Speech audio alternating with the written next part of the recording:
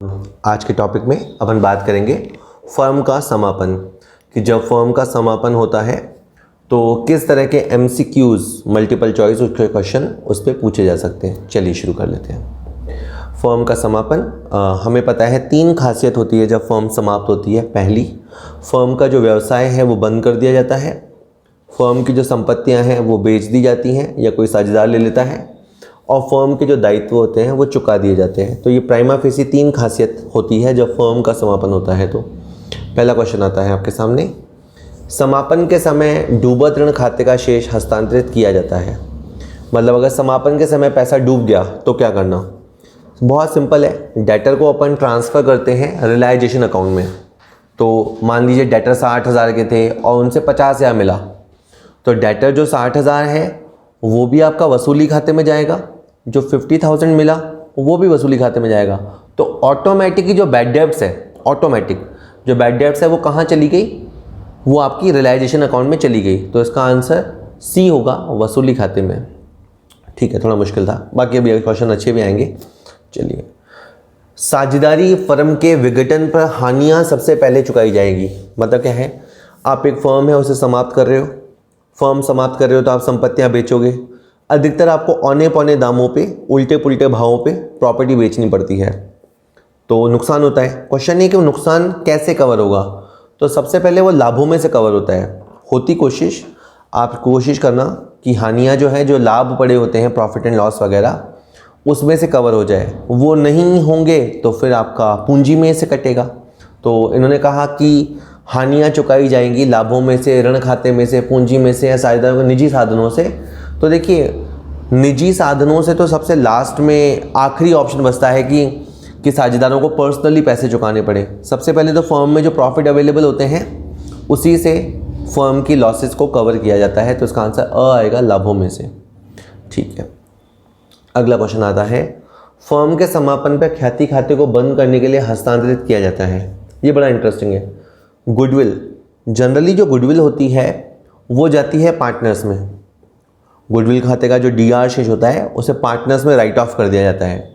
लेकिन समापन के समय at the time of dissolution goodwill को ट्रांसफ़र किया जाता है वसूली खाते में। बाकी संपत्तियों की तरह गुडविल को भी वसूली खाते में ट्रांसफ़र किया जाता है। बाकायदा इसकी एंट्री लगती है realization account DR to goodwill. जी हाँ, आप रियलाइजेशन को DR करेंगे और नीचे आ जाएगा गुडविल। इस तरह से आपको ट्रांसफ़र करना रहेगा। सर इसका आंसर है। चलिए, अगला क्वेश्चन आता है, गार्नर बनाम मर्रे नियम के अनुसार एक दिवालिया साझेदार की पूंजी की न्यूनतम शेष साहूकार साझेदारों में बांटी जाती है। देखिए, पहली बात तो ये समझ लीजिए कि गार्नर बनाम मर्रे, ये नियम का प्रयोग आपको तभी करना है, गार्नर बनाम मर्रे नियम का प्रयोग आपको तभी करना है जब फर्म का समापन हो रहा हो, फर्म का अंत हो रहा हो।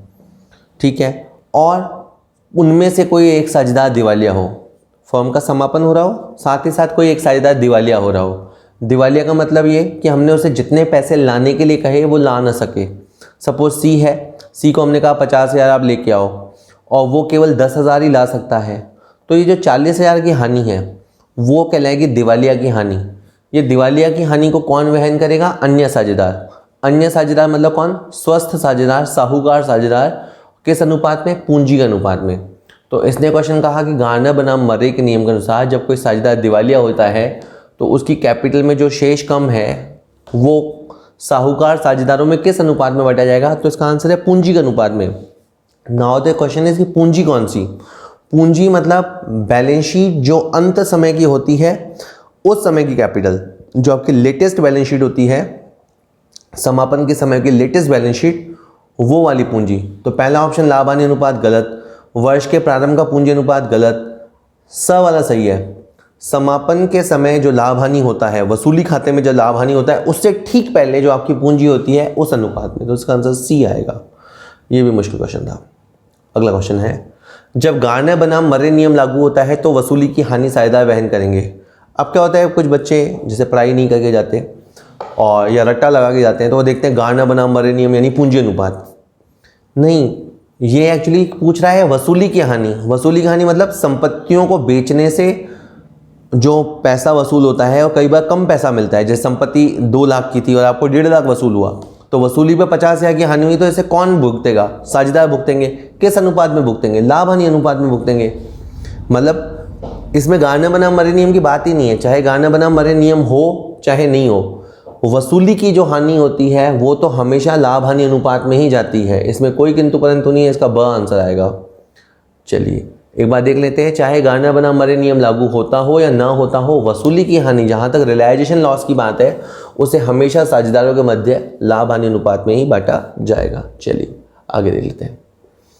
अगला क्वेश्चन है, एक साझेदारी फर्म का अनिवार्य रूप से समापन हो जाता है जब कोई साझेदार दिवालिया हो जाए, जब किसी साझेदार की मृत्यु हो जाए, जब फर्म का व्यवसाय अवैध हो जाए, नए साझेदार का प्रवेश किया जाए। तो इसका आंसर हो जाएगा स।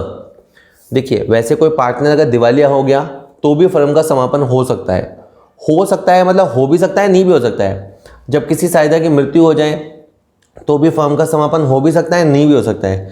लेकिन अगर फर्म का व्यवसाय अवैध हो जाए, इलीगल हो जाए, मान लीजिए कल तक कोई काम ऐसा था जो कानूनन था, लेकिन अब एक कानून बना के उस व्यवसाय को ख़त्म कर दिया गया कि अब इस तरह का व्यवसाय नहीं कर सकते।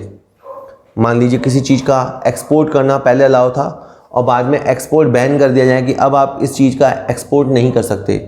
तो जैसे ही व्यवसाय अवैध हो जाता है तो फर्म का अनिवार्य कंपलसरी डिसॉल्यूशन होता है। क्वेश्चन ये पूछा गया था कि फर्म को कब आपको बंद करना ही पड़ेगा, तो सी आंसर बिल्कुल ठीक है कि जब फर्म का व्यवसाय ही इलीगल हो गया, क्योंकि आप कानून के दायरे में रह के कार्य करोगे तो आपका बिजनेस इलीगल होने पर फर्म का कंपलसरी डिसॉल्यूशन, अनिवार्य समापन हो जाएगा। चलिए अगला क्वेश्चन आता है, न्यायालय द्वारा एक साझेदारी फर्म का समापन कब किया जा सकता है? कई बार साझेदारों में से कोई एक जाकर न्यायालय में प्रार्थना करता है कि फर्म का समापन कर दिया जाए। ऐसा न्यायालय ऑर्डर कब देगा? किसी एक साझेदार की मृत्यु होने पर, किसी एक के दिवालिया होने पर, किसी एक साझेदार को फर्म में प्रवेश देने पर, या कोई साझेदार दुराचार का दोषी हो जाने पर। इसका आंसर डी आएगा। अगर कोई साझेदार दुराचार का दोषी है, मतलब उसकी हरकतें इस तरह की है कि फर्म की ख्याति को नुकसान पहुंचता है या साझेदारों की छवि खराब होती है, तो कोई साझेदार जो व्यथित हो, दुखी हो, वो न्यायालय को प्रार्थना करेगा और न्यायालय उसकी प्रार्थना पे, दुराचार के फिर बहुत सारे एग्जाम्पल हैं, बहुत सारे एग्जाम्पल गिवन हैं, तो उनमें से किसी एक का दोषी पाए जाने पर न्यायालय फर्म के समापन का आदेश दे सकता है। ठीक है जी। फर्म के समापन के मतलब बहुत सारे प्रकार होते हैं, अनिवार्य समापन, स्वेच्छा से समापन, न्यायालय द्वारा समापन, इस तरह से। चलिए, किसी साझेदारी फर्म के विघटन पर लेखा पुस्तकें बंद करने हेतु खाता खोला जाता है। ये तो बड़ा आसान और बड़ा वाजिब क्वेश्चन है कि अगर एक फर्म है, उसका समापन हो रहा है, तो समापन के समय हम करते क्या हैं? जो भी हमारे खाते खुले हुए हैं, जो भी हमारे पास बैलेंस शीट में खाते खुले हुए हैं, उन सबको हम क्लोज करते हैं, उन सबको ट्रांसफ़र करते हैं। कहाँ ट्रांसफ़र करते हैं? वसूली खाते में। तो इसका आंसर आएगा अ, वसूली खाता। रियलाइजेशन अकाउंट में, रियलाइजेशन अकाउंट हम ओपन करते हैं, सारे असेट और लायबिलिटीज़ को वहाँ ट्रांसफ़र करते हैं। ठीक है, सारा काम एक जगह से मिट जाता है। अगला क्वेश्चन है, वसूली खाते की प्रकृति कैसे होती है? देखिए, आप उसमें संपत्ति ट्रांसफ़र करेंगे, फिर वसूली करेंगे, दायित्व ट्रांसफ़र करेंगे और भुगतान करेंगे। इस दौरान लाभ हानि होगी। तो वसूली खाते से लाभ हानि का पता लगता है। हर वो खाता जिससे लाभ हानि का पता लगता है वो आपका नाम मात्र का खाता होता है। इसका आंसर सी आएगा, नाम मात्र के खाते की प्रकृति। ठीक है, नॉमिनल अकाउंट वैसे बताता है हिंट में, जो भी खाता लाभ हानि को जन्म देता है या लाभ हानि को प्रदर्शित करता है वो नाम मात्र की प्रकृति का ही होता है। चलिए अगला क्वेश्चन आता है, फर्म के समापन पर बैंक ओवरड्राफ्ट खाते का क्या करते हैं? बैंक ओवरड्राफ्ट लाइट साइड में होगा। तो अब इसमें दो अप्रोचेज़ हैं कि ओवरड्राफ्ट को आप चाहो तो वसूली खाते में भी डाल सकते हो और चाहो तो बैंक ओवरड्राफ्ट मतलब बैंक का सीआर बैलेंस, तो इसे आप सीआर साइड में भी दिखा सकते हो। तो यानी इसे आप बैंक खाते कहीं ट्रांसफ़र मत करो, बैंक खाते के क्रेडिट पक्ष पे दिखा दो। बैंक ओवरड्राफ्ट मतलब बैंक का सीआर नेचर, तो या तो इसे बैंक के सीआर खाते पे दिखा दो या फिर वसूली खाते के सीआर में दिखा दो। इस क्वेश्चन में ए ऑप्शन तो बिल्कुल गलत है, बी ऑप्शन हो सकता है और डी ऑप्शन हो सकता है। इन दोनों में से ज़्यादा ऑप्शन अच्छा डी है। ठीक है, बैंक ओवरड्राफ्ट को कहीं ट्रांसफ़र करने की ज़रूरत नहीं है, उसे आप बैंक खाते के सीआर पक्ष पे दिखा दीजिए। डी ज़्यादा सही आंसर है। चलिए हिंट, वैकल्पिक रूप से इसे वैसे वसूली खाते के क्रेडिट पक्ष में भी दिखा सकते हैं। बाय द वे अगर डी ऑप्शन नहीं होता तो फिर मैं बी ऑप्शन बोल देता। चलिए अगला क्वेश्चन है, फर्म के लेनदार द्वारा फर्म का फर्नीचर लेकर अपने ऋण को चुकता करने पर उसका लेखा। जैसे मान लो हमारे पास फर्नीचर है 10,000 का और कोई क्रेडिटर है वो हमारे पे पैसे मांगता है, तो उसने कहा मुझे फर्नीचर दे दो और हमने उसे दे दिया, तो अब समापन के समय इसकी कोई एंट्री नहीं होती। आम दिनों में भले ही हम फर्नीचर देते तो फर्नीचर CR होता, क्रेडिटर DR होता और एंट्री लगती creditor account DR to furniture, ये एंट्री लगती आम दिनों में क्रेडिटर टू फर्नीचर। लेकिन अगर मैं बात करूं फर्म के समापन का समय है, समापन के समय आपको ऐसा कुछ नहीं करना, नो एंट्री। ठीक है, मैं अभी इसको हिंट में और समझा दूंगा। इसमें आंसर होगा, इसने कहा कि उसका लेखा फर्म की पुस्तकों में नहीं होगा, डेबिट में होगा, क्रेडिट में होगा, उपरोक्त सभी अशुद्ध है, तो ए आंसर है, इसका लेखा फर्म की पुस्तकों में नहीं होगा। ए आंसर सही है। हिंट, अगर कोई संपत्ति किसी लेनदार को दे दी जाती है या किसी दायित्व के भुगतान हेतु यूज़ की जाती है तो उसके लिए कोई प्रविष्टि नहीं की जाती, क्योंकि वैसे ही दोनों खाते रियलाइजेशन में ट्रांसफ़र कर चुके। फर्नीचर को आप ट्रांसफ़र कर चुके, क्रेडिटर को आप ट्रांसफ़र कर चुके। अब हमें अगर फर्नीचर को ले जाता है कोई क्रेडिटर तो हमें कोई एंट्री करने की ज़रूरत नहीं है। ठीक है, चलिए अगला क्वेश्चन है, एक फर्म के समापन पर साझेदारों का टोटल कैपिटल बैलेंस 4 लाख है, क्रेडिटर 3 लाख है, रोकड़ का शेष 20,000 है और विविध संपत्तियों का विक्रय करने पर 180,000 वसूल हुए, तो वसूली की हानि कितनी होगी। बहुत ही अच्छा क्वेश्चन है। देखिए आप एक बैलेंस शीट बना लो, बैलेंस शीट में आप दिखाओ कैपिटल 4 लाख, क्रेडिटर 3 लाख, तो 4 लाख और 3 लाख हो गया 7 लाख, तो आपके बैलेंस शीट में हो गया 7 लाख और आपके पास कैश कितना है 20,000, तो आपके असेट कितने हुए 680। लाइबिलिटी साइड की टोटल 7 लाख, 20,000 काट के आपके पास असेट जो है वो हुए 680 के और आपने विक्रय किया 180, 680 180, तो 5 लाख का नुकसान होगा। तो इसका आंसर ब आ जाएगा, वसूली पे आपको 5 लाख की हानि होगी। आंसर देख ले हैं। बैलेंस शीट बनाने से पता लगेगा कि टोटल असेट 7 लाख के हैं और कैश के अलावा 6,80,000 की विविध संपत्तियां हैं जिनके विक्रय से मात्र 1,80,000 वसूल हुआ है, अतः हानि आपको 5 लाख रुपए की होगी। ठीक है, चलिए हो गया है ना। अगला क्वेश्चन, फर्म के एक साझेदार की दुर्घटना में मृत्यु हो जाने पर, अगर एक्सीडेंट के अंदर कोई पार्टनर मर गया तो क्या होगा। साझेदारी का समापन हो जाता है, साझेदारी फर्म का समापन नहीं हो सकता, साझेदारी और फर्म दोनों का समापन हो सकता है, साझेदारी और फर्म दोनों का समापन नहीं हो सकता है। देखिए ए आंसर तो सही है वैसे, तो भाई अगर ABC में से C की डेथ हो गई तो साझेदारी तो समाप्त हो गई, लेकिन फर्म का समापन अनिवार्य नहीं है, क्योंकि A और B हो सकता है फर्म को कंटिन्यू रखें और हो सकता है वो बंद कर दें। मतलब साझेदारी का समापन तो हो जाएगा लेकिन फर्म का समापन हो भी सकता है, नहीं भी हो सकता है। अब एग्जैक्ट इन्होंने ऐसा आंसर नहीं दिया है, तो इसमें से C आंसर ठीक है कि साझेदारी और फर्म दोनों का समापन हो सकता है, पर मैं वैसे से कह रहा हूँ कि सही आंसर ये है कि साझेदारी का समापन तो हो जाता है और फर्म का समापन हो भी सकता है, नहीं भी हो सकता है। ठीक है, अब जैसे ए ऑप्शन, अगर अपन खाली ए ऑप्शन को लिखते हैं, जब अपन ए ऑप्शन सेलेक्ट करते हैं तो इसका मतलब है कि अपन BCD को गलत ठहरा रहे हैं। तो अब B साझेदारी फर्म का समापन नहीं हो सकता है, तो साझेदारी फर्म का समापन हो तो सकता ही है। ठीक है, और साझेदारी और फर्म दोनों का समापन हो सकता है, बिल्कुल हो सकता है। तो C आप आंसर याद कर लीजिए, इसका ज़्यादा कंफ्यूज नहीं करते। अगला क्वेश्चन आता है, एक साझेदारी फर्म के समापन पर वसूली व्यय का भुगतान C के द्वारा किया गया, इसकी क्या जर्नल एंट्री होगी। समापन होगा, संपत्तियां बेचेंगे तो बहुत सारा खर्चा होता है, खर्चा होगा तो कैश जाएगा, कैश जाएगा तो एंट्री बनेगी रियलाइजेशन टू कैश। पर अगर खर्चे का पैसा किसी साझेदार ने दे दिया, किसी साझेदार ने दे दिया, तो फिर आपको कैश नहीं लिखना, आपको उसका नाम लिखना है। तो जैसे C ने पेमेंट किया तो C कैपिटल रियलाइजेशन नहीं, गलत लिखा हुआ है, B में भी गलत लिखा हुआ है, C सही है, इसका आंसर C हो जाएगा। Realisation account DR to C's capital is the correct answer. खर्चे को डेबिट करो और खर्चा जिसने किया है उसे क्रेडिट करेंगे। खर्चे को डेबिट किया जाएगा तो जो साझेदार से तो भुगतान करेगा उसे क्रेडिट किया जाता है, तो बिल्कुल आसान है। अगला क्वेश्चन आता है आपके लिए, वसूली खाते में अंतरित किए जाते हैं, ट्रांसफर किया जाता है सभी संपत्तियों और बाहरी दायित्वों को उनके पुस्तक मूल्य पर, सभी संपत्तियों और बाहरी दायित्वों को उनके बाजार मूल्य पे, सभी संपत्तियों को उनकी रिप्लेसमेंट वैल्यू पे और दायित्वों को उनके पुस्तक मूल्य पे, मात्र संपत्तियों को उनके पुस्तक मूल्य पर। इसके आंसर होगा A। हम जितने भी असेट हैं और जितने भी बाहर के लायबिलिटी हैं, बाहर के यानी जो बाहर की दुनिया को पैसा देना है, कुछ पैसा हमें पार्टनर्स को भी लौटाना होता है, partners capital, partners loan, reserve, तो वो वाला नहीं। असेट और जो बाह्य दायित्व हैं वो हम ट्रांसफ़र करते हैं रियलाइजेशन अकाउंट में, उनकी बुक वैल्यू पे, उनके पुस्तक मूल्य पर। इसका आंसर ए आ जाएगा। ए आंसर है, ए। ठीक है, चलिए आंसर ए कहता है समापन के समय जो भी खाते पुस्तकों में खुले हुए हैं, यानी जो भी खाते आपके खाता बही में खुले हुए हैं, उन्हें उन्हीं मूल्यों यानी पुस्तक मूल्य वसूली खाते में ट्रांसफ़र करके बंद किया जाता है। ठीक है, अगला क्वेश्चन है, एक साझेदारी फर्म के विघटन पर ऋणों में से सर्वप्रथम देय होगा। किसी साझेदार का ऋण, सुरक्षित बाह्य ऋण, साझेदार की पूंजी का भुगतान, कोई नहीं। इसे यूँ समझिए कि जब आप संपत्तियाँ बेचेंगे और पैसा आ जाएगा तो पहला पैसा कौन लेगा? तो पहला हकदार होगा उस पैसे का बाह्य ऋणदाता। बाह्य ऋणदाता, वो भी सुरक्षित ऋणदाता।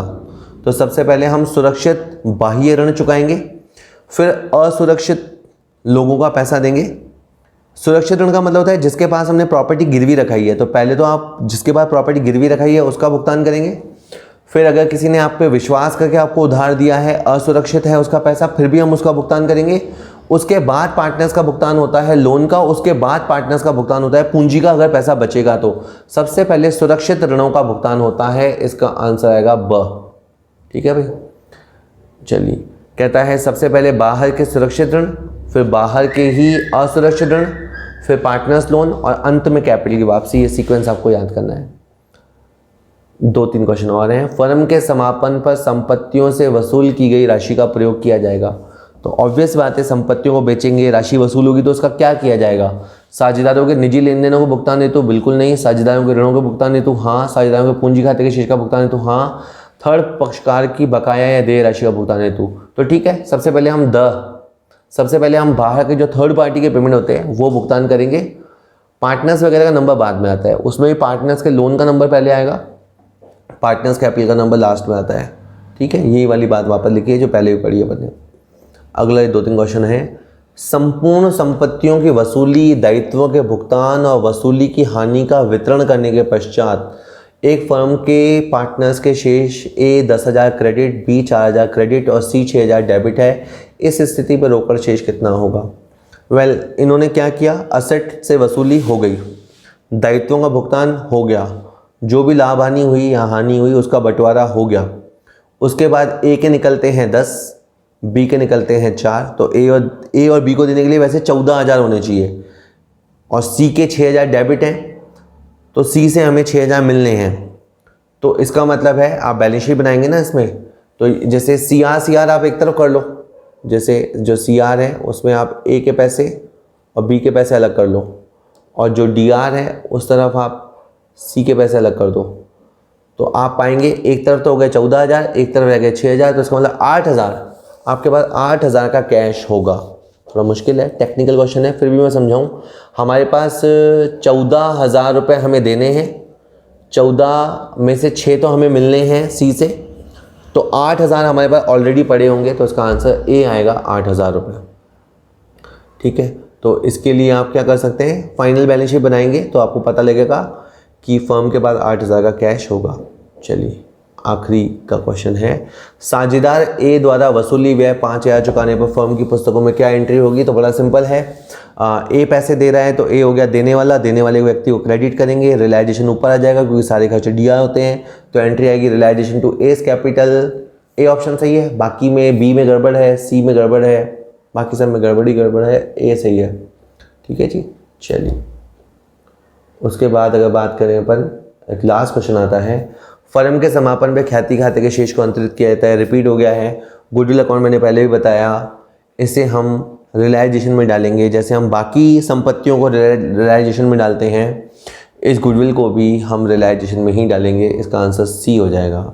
चलिए कहता है वैसे तो पुरानी गुडविल पार्टनर्स के खाते में जाती है, परंतु जब समापन का समय होता है, फर्म का समापन का समय होता है, तो अन्य संपत्तियों की तरह इसे भी वसूली खाते में अंतरित करते हैं। चलिए हो गया है ख़त्म, इसे आप अच्छे से देखिएगा। Thank you very much.